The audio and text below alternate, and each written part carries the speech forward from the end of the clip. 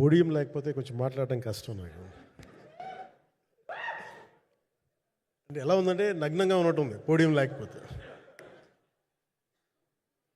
కొంచెం అందరూ మీరు దయచేసి వస్తే let me have an interaction. అంటే నా జీవితంలో మొట్టమొదటిసారిగా ఎప్పుడు చేశాను ఇంత, నాకు పొలిటికల్ ఇంటరాక్షన్ చేశాను కానీ మీడియా మిత్రులతోటి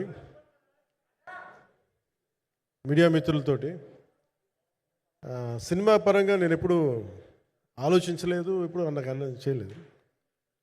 ఫస్ట్ టైం మొదటిసారి నేను ఎప్పుడు కొంచెం మొహాట పడతాను మాట్లాడటానికి సినిమాకి సంబంధించినంత వరకు. ఇక్కడ సినిమాని ఎలా ప్రమోట్ చేసుకోవాలో నాకు తెలియదు. పని చేయడం తెలుసు తప్ప దీన్ని అంటే మనం ఇంత చేసామని చెప్పడం ఎప్పుడు నాకు కొంచెం ఎబ్బెట్టుగాను ఇబ్బందిగా ఉంటుంది.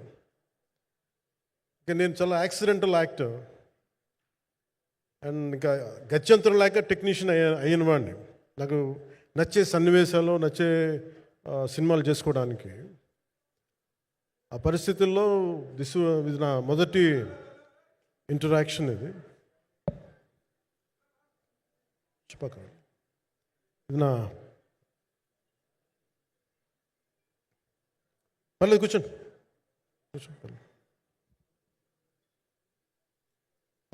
రథం గారు వస్తారా? అంటే ఇదంతా చేయడానికి, మీడియా మాట్లాడడానికి ఇదేదో నాకు పొగరు అహంకారం ఏం కాదు.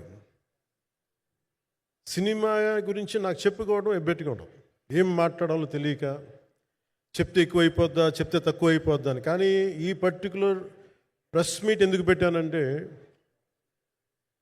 ఏం రత్నం గారి కోసం పెట్టాను. అంటే సినిమా బతకాలి అంటే ఈవినింగ్ ఆడియో ఫంక్షన్ పెట్టుకొని మళ్ళీ ప్రెస్ మీట్ దేనికంటే మళ్ళీ నాకు మీతో ఇంటరాక్ట్ అయ్యే అవసరం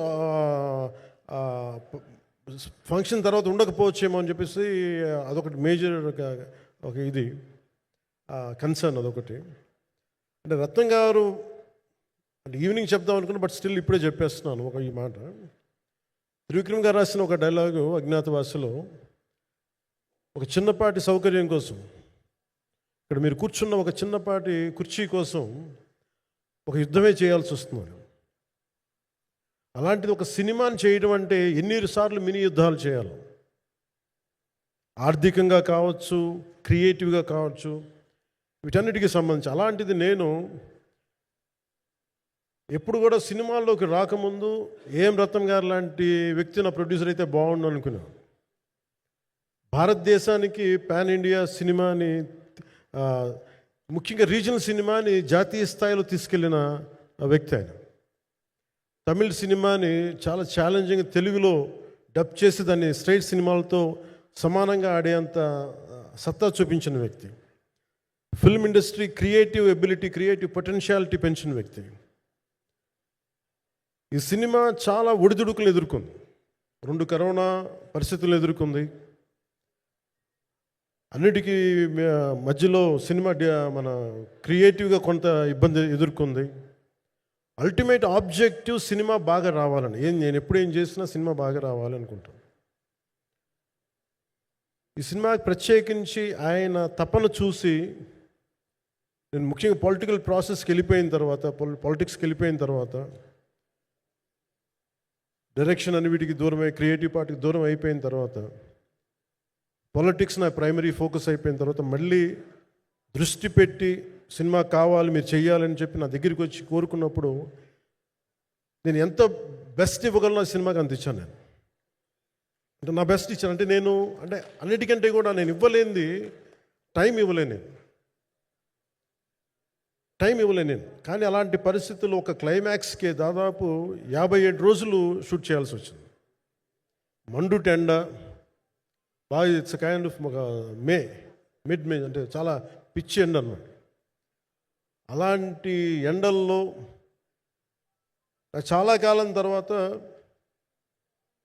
నాకు మార్షల్ ఆర్ట్స్, నేను ఎప్పుడో నేర్చుకున్న మార్షల్ ఆర్ట్స్, ఒక ఎస్క్రీమా కానీ, ఊషు కానీ, నేను నేర్చుకున్న సెల్ఫ్ డిఫెన్స్ టెక్నిక్స్ కానీ, యుఎస్లో నేను ఒక వర్క్షాప్ చేసిన జీత్ కండు ఇవి కానీ ఇవన్నీ ఈ సినిమాకి నాకు పనికి వచ్చినాయి. నాకు ఇవన్నీ వీళ్ళతో డిఫరెంట్ కొరియోగ్రాఫర్స్తో కూర్చొని ప్రత్యేకించి క్లైమాక్స్ పార్ట్ ఇది అందరికీ ఇన్స్పైర్ చేసింది. అంటే మన స్థూలంగా చెప్పాలి అంటే, ఒక క్లుప్తంగా చెప్పాలి అంటే, ఈ సినిమాకి ఇదే ఆయువు పట్టింది. ఈ ఫస్ట్ పార్ట్కి ఎక్కడో కొల్లూరు నుంచి మన కృష్ణానది తీరం కొల్లూరు, విజయవాడ సమీపంలో ఉన్న కొల్లూరు ప్రాంతం నుంచి దొరికిన ఒక కోహినూరు వజ్రం నుంచి అది ఎటు మన గోల్కొండ రాజుల దాకా వచ్చింది, మన హైదరాబాద్ సుల్తాన్ల దాకా ఎలా వచ్చింది, దీని ట్రావెల్ ఇటు వెళ్ళింది. ఇవన్నీ జరిగినప్పుడు దీని నేపథ్యంలో జరిగే కథ ఇది. ముఖ్యంగా ఈ ఫౌండేషనల్ వర్క్ చేసిన వ్యక్తి క్రిష్ జాగర్లమూడి గారు చాలా హై కాన్సెప్ట్తో పట్టుకొచ్చారు దీన్ని. ఆయనను రత్నం గారు నా దగ్గరికి వచ్చినప్పుడు చాలా బాగా నచ్చి వెంటనే చేశాను. చేసిన తర్వాత ఒక్కొక్కటి కరోనా నిజంగా ఇంపాక్ట్ వచ్చింది. అంటే ఎలా ఉండదంటే, ఎంత హార్డ్గా ఉండదంటే ఇండస్ట్రీ, అది ఎవరిని తప్పుపట్టలేము. ఒకప్పుడు ఆయన వెంట చుట్టిన నిర్మాతలు, ఆయన వెంట తిరిగిన డిస్ట్రిబ్యూటర్స్, హీరోస్ అందరికి అలాంటి వాళ్ళకి ఒక నిర్మాతగా ఆయన తపన పడుతుంటే నాకు అంటే ఆయన కోసం ఖుషి తీస్తున్నప్పుడు కానీ ఆయనతోటి ఎంత సౌకర్యం ఇచ్చారంటే, అసలు మాకు 1 month ముందు ప్రీ ప్రొడక్షన్ అయిపోయి నాకు అంత సౌకర్యాన్ని ఇచ్చారు. నేను కంపోజ్ చేసిన యాక్షన్ సీక్వెన్సెస్ కానీ ఫైట్స్ కానీ ఖుషీకి నాకు ఆల్రెడీ ఒక 1 month 1.5 month థియేటర్ నాకు ఇచ్చేసి, మన సురేష్ ఎఫెక్ట్స్ థియేటర్ మొత్తం ఇచ్చి నాకు అంత లగ్జరీ ఇచ్చిన వ్యక్తి ఆయన నలిగిపోతుంటే నాకు నిజంగా చాలా బాధేస్తుంది. ఒకసారి it is not about money, it's not about success, it's about standing by whom you trust, who stood for the people and who stood for the industry. నాకు ఎందుకు ఇది మీతో పంచుకోవాలనిపించింది. సినిమా ఎంత విజయం ఇది నాకు నిజంగా తెలియదు, ఎందుకంటే నేను ఇట్లా అనుకోవచ్చు ఇంకోలా, కానీ ఒక్కటి మటుకు చాలా సిన్సియర్గా చెప్పగలను. Krish came out with very good concept, చాలా హై కాన్సెప్ట్ పట్టుకొచ్చారు. కొంత వ్యక్తిగత కారణాలు, కొన్ని ప్రొఫెషనల్ కారణాలు ఆయన ప్రాజెక్టుకి బయటికి వెళ్ళినా కానీ దీన్ని ఫౌండేషనల్ వర్క్ చేసిన క్రిష్ గారికి మనస్ఫూర్తిగా నా హృదయపూర్వక ధన్యవాదాలు తెలియజేస్తాను మా అందరి తరఫున. అలాగే తర్వాత స్టెప్ ఇన్ అయ్యింది మన జ్యోతికృష్ణ గారు. నేను ఖుషి సినిమా చేస్తున్నప్పుడు అప్పుడే లండన్ ఈ ఫిల్మ్ మేకింగ్ కోర్స్ చేసి మన డైరెక్షన్లో ఇన్స్టిట్యూట్ అంతేనా డైరెక్షన్ ఫిల్మ్ మేకింగ్ కోర్స్ చేసి అప్పుడే గ్రాడ్యుయేట్ అయ్యి వచ్చి అప్పటి నుంచి ఉన్నప్పుడు బట్ యాక్చువల్ తనతో మాట్లాడుతుంటే మోస్ట్ సెన్సిబుల్ డైరెక్టర్ అనిపించారు. ఈ ఒక టైంలో ఏమనిపించిందంటే, బయట ఉన్న మాటలు కానీ అసలు సినిమా వస్తుందా లేదా బయటికి అని ఉండేది. కానీ మాకు ఎప్పటికప్పుడు నీరసం పడిపోయినప్పుడల్లా నాకు నీరసం వచ్చేసేది. సినిమా అవుద్దా అవ్వదా అనుకున్నప్పుడల్లా దీనికి ప్రాణవాయువునిచ్చిన వ్యక్తి కీరవాణి గారు. ప్రతిసారి నేను వర్క్ చేసి నేను ఎందుకంటే సినిమా చివరి దాకా నేను నమ్మను. ఎప్పుడు నేను ఒక సినిమాని నేనేం నమ్ముతాను, చిన్నప్పటి నుంచి వెరీ ఫార్మేటివ్ ఇయర్స్లో నుంచి కూడా ఒక మంచి సినిమా గురించి నువ్వు మాట్లాడక్కర్లా, రిలీజ్ అయితే బాగలేకపోతే ఎలాగ మాట్లాడక్కర్లా. అందుకే నేను ఎప్పుడు సినిమా క్వాలిటీ మీద దృష్టి పెడతాను తప్ప ఇంక మిగతా వాటి మీద మాట్లాడను. అందుకే నాకు ఎప్పుడు ఈ మాట్లాడటం అనే దాని మీద ఎప్పుడు దృష్టి పెట్టలేం. కానీ ఫస్ట్ టైం ఈ సినిమాకి చాలా అవసరం అనిపించింది. ఎందుకంటే ఒక నిర్మాతలు కనుమరుగవుతున్న ఈ సమయంలో ఒక బలమైన సినిమా తీసి ఒడిదుడుకుల్ని తట్టుకోగలిగి ఒక నిర్మాత కనుమరుగవ్వకూడదు. ఆయన పక్కన ఏది ఉండాలని అండగా ఉండాలని చెప్పేసి నేను అన్నీ వదిలి, ఇంత బిజీ షెడ్యూల్స్ అన్నీ వదిలేసి, ఒకవైపు నన్ను నా ప్రత్యర్థులు తిడుతున్నా కానీ, సినిమాలకు వెళ్ళిపోయిన తిడుతున్నా కానీ, ఇదేంటంటే నాకు అన్నం పెట్టింది ఇది నాకు నా సినిమా పరిశ్రమ. అంటే ఇక్కడున్న మిత్రులందరూ కూడా చాలామందికి నేను ఇండివిజువల్ ఇంటర్వ్యూస్ ఇచ్చాను. నేను చాలాసార్లు నాగేంద్ర కానీ మీరు కానీ చాలామందికి, వీళ్ళందరూ చాలామందికి నేను వ్యక్తిగతంగా తెలుసు. కాకపోతే నాకంటే సినిమా అంటే నేను సినిమా గురించి ఎక్కువ చెప్పలేక ఎక్కువ మాట్లాడలేను. కానీ బట్ నాకు నిజంగా సినిమా మీద అపారమైన గౌరవం, సినిమా మీద అపారమైన ఆసక్తి, నాకు ప్రాణవాయువు అది. Story telling is a necessity for each and every individual. So cinema అది మనకి కల్పిస్తుంది, సినిమా మనకి అలాంటి. కానీ ఈ సినిమా ప్రత్యేకించి చాలా ఛాలెంజింగ్ సర్కమ్స్టాన్సెస్లో, చాలా ఒడిదుడుకుల్లో, యాడ్వర్స్ కండిషన్స్లో కూడా మనస్ఫూర్తిగా దీన్ని ముందుకు తీసుకెళ్ళి, ఆర్థిక ఇబ్బందులు ఎన్ని వచ్చినా కానీ, అంటే నాకు పొలిటికల్గా పేరు ఉండొచ్చు, దేశవ్యాప్తంగా నేను తెలిసి ఉండొచ్చేమో, కానీ సినిమా పరంగా వచ్చేటప్పుడు నేను చాలా హీరోస్తో కంపేర్ చేస్తే వెరీ వాళ్ళందరికంటే చాలా తక్కువ నేను. సో దానికి ఉండే ఇబ్బందులు దానికి ఉంటాయి. మిగతా వాళ్ళకి బిజినెస్ అయినందుకు నాకు బిజినెస్ అవ్వదు, వాళ్ళకి వచ్చినందుకు నాకు రాకపోవచ్చు. ఎందుకంటే నా దృష్టి, నా కాంపిటేటివ్నెస్ ఎప్పుడు నేను సినిమాల మీద పెట్టలేదు. నేను ఇప్పుడు సొసైటీ పొలిటికల్ ప్రాసెస్ పెట్టాను, కానీ ఎప్పుడు సినిమా మీద నేను ఎంత ఉండాలనేది నేను ఎప్పుడు పెట్టలేదు. నేను ఎప్పుడు చాలాసార్లు మన నాగేంద్ర కానీ మిగతా మన సూపర్ హిట్ మన కీర్తిశేషులు బిఆర్ రాజు గారు చనిపోయారు, ఆయనకి ఇంటర్వ్యూస్లో కూడా ఉంటుంది. ఈ చిత్ర పరిశ్రమ చాలామంది హీరోస్ ఉంటారు, వాళ్ళలో నేను వన్ ఆఫ్ ది హీరో అంతే. నాది ఒక సంవత్సరంలో ఒక ఫ్రైడే, ఒక థర్స్డే రిలీజ్ అవుతుంది అంతే, అంతకుమించి తప్ప ఇది అందరి పరిశ్రమ, అందరూ రావాలి అలాంటిది నేను కోరుకునేవాడిని నేను. సో దాంట్లో భాగంగా రత్నం గారు లాంటి నిర్మాత బతికుండాలి, రత్నం గారి నిర్మాతకి ఇబ్బందులు కలగకూడదని చెప్పి లాస్ట్ మినిట్లో ఇంక చూసిన తర్వాత I stepped in to it. నేను భుజాల మీదకి తీసుకున్నాను ఇది. క్లైమాక్స్ని ఎలా భుజాల మీదకి అంటే, ఎందుకంటే ముఖ్యంగా ఇక్కడ ఇది ఇంకొక బలమైన స్టార్ కాస్టింగ్ చాలా బాగా చేశారు ఆయన. ముఖ్యంగా బాబీ డియోల్ గారిని అంటే ఈరోజు చూస్తుంటే నాకు అదే అనిపించింది. ఈరోజు మన ప్రెస్ మీట్ కూడా నేను వచ్చాను. అందరూ ఎంత బిజీగా ఉన్నారని కొన్ని రాత్రుల నుంచి నిద్రలేదు. మన మనోజ్ పరమహంస గారికి కానీ, రత్నం గారికి కానీ, జ్యోతి గారికి కానీ, పాపం ఈ సినిమా ప్రమోషన్ సింగిల్ హ్యాండెడ్గా పాపం నిధి అగర్వాల్ భుజాల మీద వేసుకొని నాకే బాధ అనిపించింది. పాపం ఒక అమ్మాయి తన కెరీర్ దాన్ని చూసుకోవాల్సిన అమ్మాయి కూర్చోబెట్టి నాకే సిగ్గు అనిపించింది. I have to truly appreciate you. అంటే చాలా పాపం అన్నీ వెళ్తూ ఉంటే నాకు ఇదేంటి సినిమాని అనాథలా వదిలేశారంటే అనిపించింది. సో నాకేమనిపించింది, ఈ సినిమాకి ఎవరు అనాథలా వదలలేదు, నేను ఉన్నానని చెప్పడానికి వచ్చాను ఈ రోజున. ఎందుకంటే నేను కోట్లాది మంది ప్రజలకి అండగా ఉండేవాడిని, దేశంలో ఉండే సమస్యలకి స్పందించేవాడిని. అలాంటిది తెలుగు సినిమాకి, నా సినిమాలకి మీకు తెలుసు గతంలో ఎన్నిసార్లు ఇబ్బందులు పెట్టారు. అదే మన ప్రభుత్వం అక్కడికి రాగానే వెంటనే సాధారణంగా హృదయ కవాటాలు తెరిచి మరి ఆహ్వానించాం. ఏమి కృతజ్ఞత కూడా ఆశించలేదు. అంత చిత్ర పరిశ్రమను అంత గుండెల్లోకి తీసుకుంటాం. అలాగే దీనికి సంబంధించి అలాంటిది నా సినిమాని నేను ఎందుకు వదిలేస్తాను? ఎందుకంటే ఇది ఇంకో సినిమా కాదు.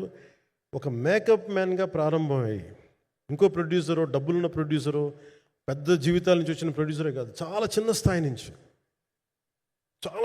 ఒక మేకప్ మ్యాన్ స్థాయి నుంచి బాయ్గా స్టార్ట్, అంటే చిన్నపాటి అసిస్టెంట్గా స్టార్ట్ అయ్యి చాలామంది మన సీనియర్ దర్శకులందరి దగ్గర పనిచేసి అంచెలంచెలుగా ఎదిగి నిర్మాత అయ్యి, దర్శకుడయ్యి, స్క్రీన్ ప్లే రైటర్ అయ్యి, మీరు ఏమన్నానంటే ఆయన మౌనంగా ఉంటారు. ఎవరు ఎన్ని ఇబ్బందులు పెట్టినా మౌనంగా ఉంటారు. ఆయన మౌనం ఒకసారి నాకు విపరీత అసహనానికి గురి చేసేస్తుంది. మీరు ఏదైనా మాట్లాడాలంటే ఎవరు ఇబ్బందులు పెట్టి ఏం ఎదురు తిరగరు ఏంటంటే ఇలా అంటారు, ఏం చేయాలి. ఇంకా ఇలాంటి వ్యక్తికి ఆయన మౌనం నన్ను ఇలా రోడ్ల మీదకి వచ్చి ఇలా మీ దగ్గరికి ముందు నుంచోబెట్టింది. అంటే ఆయన ఏంటంటే చెప్తారు, ఆయన మౌనం అంటే రమణ మహర్షి నుంచి బాగా నేర్చుకున్నట్టున్నారు. మౌనం అన్నిటికీ సమాధానం. సో నాకు మనస్ఫూర్తిగా ఈ స్టార్ కాస్టింగ్ ఒకటి, అంటే చిత్ర పరిశ్రమ మీద ఎందుకు ఇంత గౌరవం అంటే, మనందరం కులాల మీద, మతాల మీద, ప్రాంతాల మీద, భాషల మీద కొట్టుకుంటూ ఉంటాం. But any film industry take in this world, especially Indian film industry, దీనికి there is no caste discrimination, there is no region discrimination, there is no religion discrimination, nothing. It's purely your creative potentiality, purely your creative ability. నువ్వు చిరంజీవి గారి తమ్ముడు కావచ్చు, చిరంజీవి గారి కొడుకు కావచ్చు, లేదంటే ఇంకొకళ్ళు అబ్బాయి కావచ్చు, మేనల్లుడు కావచ్చు, ఇట్ డజంట్ మ్యాటర్. నీకు టాలెంట్ లేకపోతే నువ్వు నిలబడలేవు, నీకు సత్తా లేకపోతే నువ్వు ఇక్కడ ఉండలేవు. అది నా కొడుకైనా సరే. ఇట్ ఆల్ డిపెండ్స్ నీకు ఎంత టెనాసిటీ ఉంది, ఎంత పర్సీవరెన్స్ ఉంది, ఎంత నిలబెట్టుకోగలవు, ఎంత నిలదొక్కుకోగలవు, ప్రతికూలతలు ఎంత బలంగా నిలబడగలవు. ఒక నిర్మాత సినిమా తీయడం అంటే ఒక యజ్ఞం చేయడం లాంటిది. తిట్లు తినాలి, ఇబ్బందులు పడాలి, అన్నీ పడిన తర్వాత ఫైనల్గా డబ్బులు మిగిలితే కూడా తెలియదు. ఇలాంటి పరిస్థితుల్లో నాకేమనిపించిందంటే ఈయన పడ్డ కష్టం చెప్పాలనిపించింది ఈ రోజున. ఈ ప్రెస్ మీట్ తాలూకు ముఖ్య అంశం, ఒక చిన్న స్థాయి నుంచి వచ్చిన వ్యక్తి నిర్మాతగా ఎదిగి ఆయనకున్న పాపం ఆయన మంచితనం ఆయన్ని శాపంగా అవ్వకూడదని చెప్పి ఒక ఉద్దేశంతో ఆయన మంచితనం చెప్పాలి, ఆయన ఒక మంచి సినిమా చేశారని చెప్పడానికి నేను ఈ రోజున మీ ముందుకు వచ్చాను. ఎందుకంటే నేనేం నమ్ముతానంటే సినిమా బాగుంటే ఎలాగో చూస్తారు, దీని గురించి చెప్పక్కర్లేదు. సినిమా బాగాలేకపోతే ఎలాగో చూడరు. మీరు ఎంత పబ్లిసిటీలు చేయండి ఇవన్నీ అనుకోండి, అందుకే నేను పెద్ద ఎక్కువ మాట్లాడడానికి ప్రయత్నం చేయను. కానీ ఈ పర్టికులర్ రోజు మటుకు, ప్రత్యేక ఈ రోజు మటుకు ఆయన పడ్డ కష్టం ఈ సినిమాకి, అలాగే ఒక్కొక్క కాస్టింగ్ ఆయన చేసింది, దీనికి నేను కృషి గారిని కూడా చాలా మనస్ఫూర్తిగా అభినందిస్తున్నాను. ఎందుకంటే ఆయన కూర్చున్నప్పుడు ఎంతమందిని పెట్టాం, ఒక ఔరంగజేబ్గా మిగతా నటులు ఒకళ్ళిద్దరు యాక్టర్స్ని పెట్టి కూడా ఒకళ్ళ చేత యాక్ట్ చేయించాం ఒకళ్ళ చేత. కానీ Bobby Deol so apt for Aurangzeb, ఎంత కన్విక్షన్తో చేశాను. అప్పటికి ఆయనకి ఇంకా ఆయన చేసిన హిందీ సినిమాలు కూడా రాలేదు ఇంకా ఆయనకి. ఎంత కన్విక్షన్తో చేశారంటే నాకు నిజంగా ఆయనతో యాక్ట్ చేయడం చాలా ఆనందాన్ని ఇచ్చింది. సో అలాంటి బాబీ డియోల్ గారిని మొత్తం pan India, Manoj Paramahamsa was roped in last. ఇంకా సినిమా ఎట్లా మనం అయిపోవాలి, నేను పాలిటిక్స్కి వెళ్ళిపోయిన తర్వాత, డిప్యూటీ సీఎం బాధ్యతలు తీసుకున్న తర్వాత అందరికీ అయిపోయింది, ఇంకా సినిమాలు చేయలేడు ఇతను, ఎలా చేస్తాడంటే నాకు తెలుసు కష్టం అని.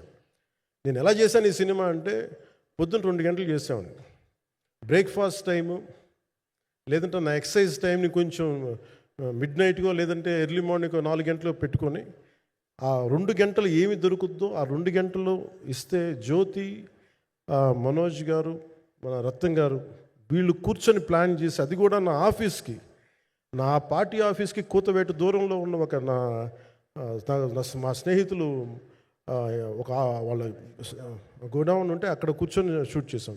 ఎంత మండుటెండ అంటే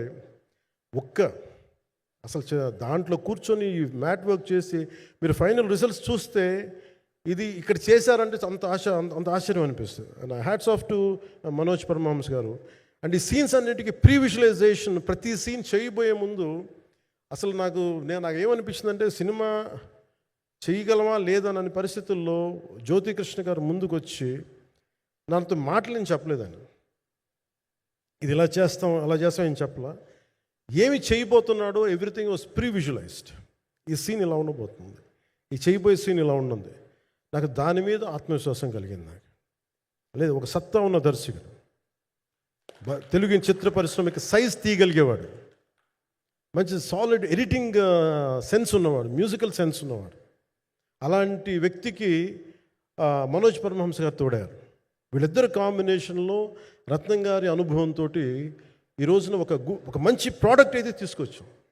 ఇది ఎలా ఉంటుంది, ఎలా ఉండబోతుంది, ఎంత హిట్ అవుతుంది అనేది ఇది సంపూర్ణంగా ప్రజల చేతిలోనే ఉంటుంది. అది ఏ స్థాయిలో ఇది ఉంటుంది అనేది అది ప్రజలు చెప్పాల్సింది తప్ప అది నేను చెప్పుకునేది కాదు. బట్ నా వరకు నేను ప్రత్యేకించి నేను వ్యక్తిగతంగా చేసింది ఈ సినిమాకి, అపార్ట్ ఫ్రమ్ యాక్టింగ్ కాంట్రిబ్యూషన్, నేను ఏ సినిమా చేసినా ప్రతి సన్నివేశంలోనూ ప్రతి సాంగ్ అండ్ డాన్స్లో కూడా కొన్నిసార్లు నేను చేయలేక, నేను ఒక రిలక్టెంట్ యాక్టర్లో ఎలాగో టెక్నీషియన్గా కూడా నాకేంటంటే, సుస్వాగతం సినిమాలో నన్ను తీసుకెళ్ళి వైజాగ్లో బస్సు మీద ఎక్కించి డ్యాన్స్ చేయమన్నాను. చచ్చిపోయాను డ్యాన్స్ చేయలేక. ఇంకా మిగతా వాళ్ళకి ఎంత తేలికైన డ్యాన్స్ నాకు చేయాలంటే నేను గింజుకుపోయి, నేను అనుకున్నాను ఈరోజు ఇంక సినిమాలు మానేస్తాను చెప్పి మౌదినికి ఫోన్ చేసి కూడా చెప్పాను, చాలా పర్యాలు చెప్పాను. అలాంటి అందుకని నాకేంటంటే సాంగ్ అండ్ డ్యాన్స్ కూడా నేను ఎలా చేయగలను దానికి అనుకోగా నేను ఎత్తుక్కుంటాను. అలాగే యాక్షన్ సీక్వెన్స్ కూడా రియల్ లైఫ్లో కొడితే ఎలా ఉంటుంది, మార్షల్ ఆర్ట్స్లో సాధన ఉన్నవాడిని, ఈ లాట్ ఆఫ్ వర్క్షాప్స్, ఈ మార్షల్ ఆర్ట్ వర్క్షాప్స్ చేసిన వాడిని కాబట్టి హౌ రియలిస్టిక్ వీ కెన్, ఎంత సహజంగా మనం వెళ్ళగలం, వీటి మీద ఒక అవగాహన ఉన్నవాడిని కాబట్టి చాలాసార్లు కూర్చుంటాను. కానీ ప్రత్యేకించి ఈ 20 minutes లాస్ట్ సీక్వెన్స్ ఇది 2 partsగా ఎలా అయింది అంటే, ఒరిజినల్ థాట్ కృషి గారి దగ్గర నుంచి వచ్చినప్పుడు ఇట్ వాస్ క్వైట్ లాంగ్. ఈ సినిమా ఒక పాటలో అవుద్దని అనేవాడు మొదటి నుంచి. బట్ లేటర్ వాళ్ళు డిసైడ్ చేసుకొని ఒక టైంలో ఇది అవ్వదు, you want make it as 2 parts అనుకున్నప్పుడు ఎక్కడికి వచ్చి ఆగిందంటే ఈ ఈ క్లైమాక్స్ దగ్గరికి వచ్చి ఆగింది ఫస్ట్ పార్ట్. సో చెప్తున్నప్పుడు నాకేమనిపించిందంటే how else we can take it, how else we can scale it up. So దానికి నేను కూర్చొని నాకున్న ఈ మార్షల్ ఆర్ట్స్ కానీ బేసిక్ యాక్షన్ కొరియోగ్రఫీ నా ప్యాషన్ కాబట్టి ఈ పర్టికులర్ డ్రామా, ఈ పర్టికులర్ దాంట్లో ఏంటంటే మొఘల్ టైమ్స్లో ప్రతి ఒక సగటు భారతీయుడు అనుభవించిన బాధ అది. ఒక యావరేజ్ సగటు భారతీయుడు మొఘల్ కాలంలో అనుభవించిన ఒక ఒక ఒక సిచ్యువేషన్. ఆ సిచ్యువేషన్ హీరోకి సంబంధం ఉండదు, కానీ how he gets entangled, how he gets involved in it, that is the outcome, that has been captured. So దీన్ని ఒక 57 days మేము చేయగలిగామంటే, ఆ రోజు నాకు కనుక మన జ్యోతి గారు ఉండుంటే పక్కన, maybe I would done it in at least ఒక 50% ఆఫ్ ఇట్. ఎందుకంటే నేను చెప్పింది అలా చేయగలరు ఇవన్నీ కూర్చోబెట్టి వీ డిడ్ అవర్ బెస్ట్. అంటే నేనేమనుకున్నాను అంటే క్లైమాక్స్ చేసేటప్పుడు ఇంక నేను తర్వాత సినిమాలు చేస్తాను కూడా లేదో నాకు తెలియదు, కానీ నాకు ఇష్టమైన నిర్మాత, తెలుగు చిత్ర పరిశ్రమకి నిజంగా ఒక అండగా ఉన్న నిర్మాత, I want give my best to him. నేను అందుకని ఆంధ్రప్రదేశ్ ప్రభుత్వానికి కూడా మన ముఖ్యమంత్రి గారికి కూడా తెలియజేశాను, ఈయన్ని ఫిల్మ్ డెవలప్మెంట్ కార్పొరేషన్కి చైర్మన్ నేను ప్రతిపాదించాను. అంటే నాకేంటంటే I don't want to be a political, ఆయన నా నిర్మాతని కాదు, ఈయన అందరు హీరోలతో తీశారు, ఈయన పాన్ ఇండియాలో ప్రతి ఒక్కరు తెలిసి ఈయనంటే. ఇలాంటి వ్యక్తి ఉంటే మన తెలుగు చిత్ర పరిశ్రమకి బాగుంటుంది. అలాగే ప్రత్యేకించి తెలుగు చిత్ర పరిశ్రమ అనేది నాకు ఈ టాలీవుడ్ అనే పదాలు నాకు వాడటం నాకు ఇష్టం ఉండదు. Bollywood, Tollywood, Kollywood, Mollywood, why should we ape Hollywood? We have a greater story narrative ability మన దగ్గర ఉంది. We have a greater story telling ability. We don't have to ape Hollywood. We take the best practices of Hollywood, but not necessarily the name of Hollywood. వాళ్ళకున్న professionalism మనం నేర్చుకోవాలి, వాళ్ళకున్న commitment నేర్చుకోవాలి, వాళ్ళకున్న production designing ability మనం తీసుకురాగలగాలి. So ఇవన్నీ నేను నా పరిధిలో ఈ రోజున ఆంధ్రప్రదేశ్ ప్రభుత్వంలో ప్రత్యేకించి ఈ శాఖ నా పరిధిలో ఉంది కాబట్టి దానికి ఆయన పేరు ప్రతిపాదించాను. నా ఉద్దేశం ఏంటంటే తెలుగు చిత్ర పరిశ్రమ తెలంగాణలో ఉన్న, కర్ణాటకలో ఉన్న, చెన్నైలో ఉన్న ఏదైనా సరే తెలుగు చిత్ర పరిశ్రమ, భారతీయ చిత్ర పరిశ్రమకి చాలా మంచి జరగాలి, ఇలాంటి వ్యక్తి ద్వారా ఏదైనా చేద్దామని ఒక ఉద్దేశంతో ఆయన పేరు ప్రతిపాదించాను. భవిష్యత్తులో అవుతారని మనస్ఫూర్తిగా నేను ఆశిస్తున్నాను. అందుకని అన్నీ నా చేతిలో ఉండవు కదా, అందుకని చెప్తాను. ఇఫ్ అండ్ బట్ చెప్పాలి కదా. సో ప్రత్యేకించి మీ అందరికీ నా హృదయపూర్వక ధన్యవాదాలు తెలుపుకుంటూ నెక్స్ట్ 2-3 daysలో I'll try to give as many interviews as I can. Nidhi, I'm grateful to you. పాప చాలా తపన పడి ఉంటారు. ఈరోజు ఎలా ఉంది అంటే నాకు ఎలా అనిపించిందని, ఇందాక నేను వస్తున్నప్పుడు ఎవరు లేరు, వీళ్ళు కూడా ఎవరు లేరు. నేను వచ్చి చాలాసేపు కారులో కూర్చుని, ఎందుకంటే మళ్ళీ మీరు తిట్టకూడదు, లేట్ వచ్చాడు, నీకు డిప్యూటీ సీఎం అయితే పొగరు వచ్చేస్తాను మీరు అంటారండి. నాకు అట్లా అనిపించలేదు. నాకు ఫస్ట్ టైం ఎందుకు మీడియా నాకు ఎందుకు అలవాటు పోయిందంటే, నేను వచ్చిన కొత్తల్లో ఈ జ్యోతి చిత్ర సితార పేపర్స్ ఉన్నాయి, ఎవరో ఫొటోస్ వేయమంటే this guy is not saleable, ఇంకా అవసరం లేదు అంటే నా ఫోటోలు వేసేవాళ్ళు కాదు. సో నాకేమనిపించింది సార్, ఇంక నేను ఈయన కాడికి నేను ఏమి అంటపడి నాకు తెలియదు అని చెప్పేసి మా నిర్మాతలు కూడా ఉండేవాళ్ళు కాదు. సో నాకు పబ్లిసిటీ లేకుండా సినిమాలు రిలీజ్ అవ్వడం అలవాటు అయిపోయింది నాకు. సో అదే ప్రాక్టీస్ అయిపోయింది నాకు, అంతే. మళ్ళీ కూర్చోబెట్టి మీరు ఏం మాట్లాడతారు, మళ్ళీ అది ఇటు తిరిగి వస్తుందని చెప్పేసి మిగతా అంత నాట్ టాకెటివ్. మీరు సినిమా పొలిటికల్ ప్రాసెస్కి వచ్చేటప్పుడు నేను ఏదైనా మాట్లాడగలను, కానీ సినిమా వచ్చేటప్పటికి చాలా చాలా ఒత్తిడి తీసుకోవాల్సి వస్తుంది. అంటే ఎంత కథ చెప్పాలి, ఎంత కథ చెప్పకూడదు, ఈ మాట అద్భుతంగా ఉందంటే ఏం అద్భుతంగా ఉందని మళ్ళీ తిడతారు, తర్వాత 100 ఆలోచనలతోటి స్లో డౌన్ అయిపోతాను.